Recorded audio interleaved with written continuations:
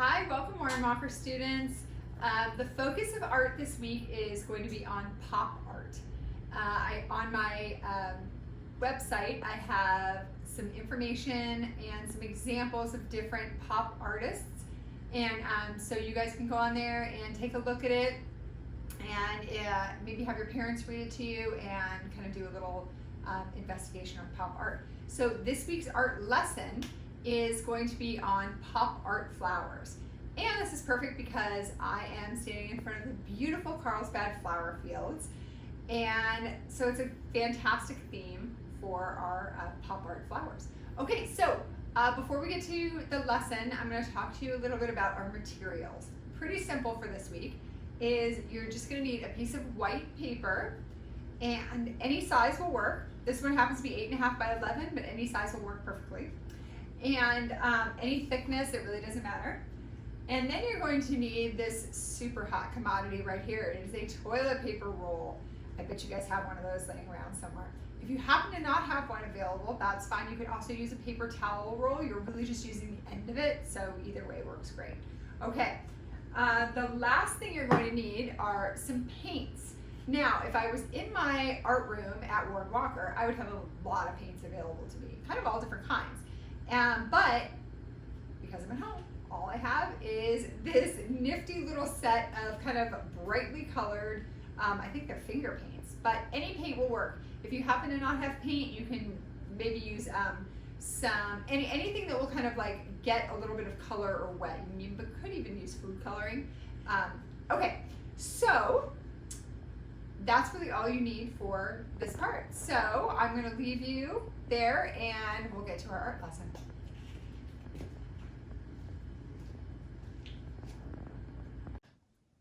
Hi, welcome back.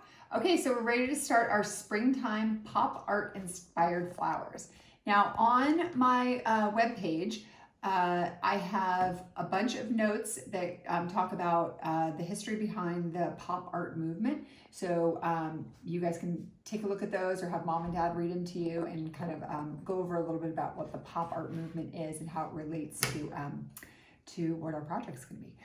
Okay, so let's start. Now, normally I would pour my paints probably on a paper plate, but I don't have a paper plate. So again, another great example of anything you can find around the house.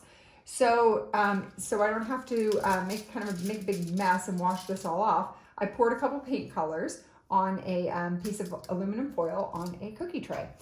And they don't have to, really whatever kind of colors you need. We're kind of gonna be mixing them a little bit. And notice I don't have a paintbrush. You won't need one at all. All right, so let me set those aside really quick.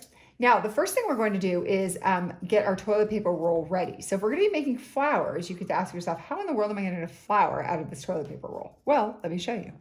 You're gonna take your scissors and you're going to cut into your toilet paper roll, just a little bit of the way up, not too far up. The further up you cut, the longer your flower petals are going to be, and the shorter you cut it, the shorter your flower petals are going to be. Now you're going to move around your toilet paper roll, making evenly spaced cuts right around your toilet paper roll. If they're not completely even, that's fine. Again, the further away, if I were to make a big cut over here, I'd have a big fat flower petal. And if I were to make really, really, really skinny, then I'd have a really skinny flower petal. So I'm just gonna kind of make them about a medium cut. And I'm gonna cut all the way around my flower petal, or all the way around my toilet paper roll, creating my flower petals. Go ahead and do that. Okay, and that's all you'll need with the scissors. Then what I'm gonna do is I'm gonna carefully bend each one of my little cuts outward like this. Each one, pull those out, there we go. And then I'm gonna press it down just to kind of get a good idea what it's gonna look like. And now we've just made a flower petal, and this is gonna be the inside of our flower.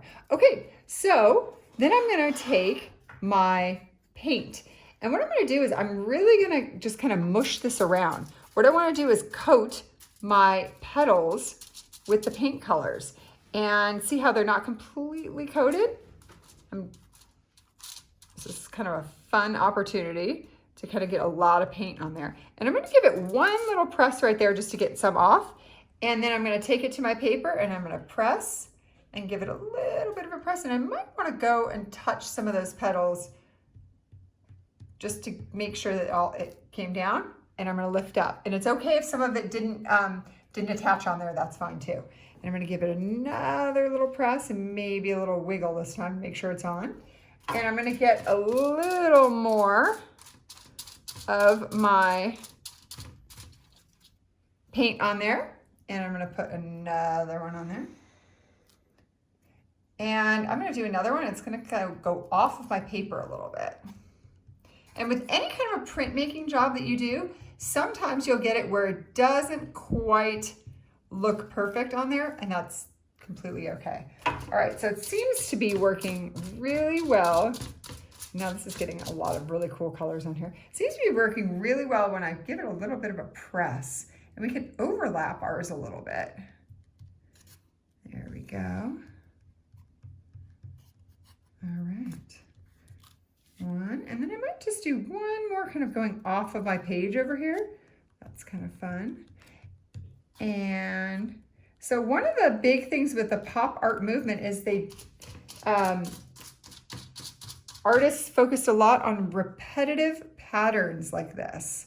So we talk about that as repeating and getting a good rhythm and unity in your picture to kind of give it a kind of a cool look to it. All right, so we have our flowers, but now I'm gonna set this aside, and you can we need a really neat center to our flowers. So you can either use your finger or thumb. You can put it in kind of any color. Let's just go for this, and we're gonna do a print in the center. I'm gonna do another color, print in the center. To get a good print on there. Very, very fun. All right.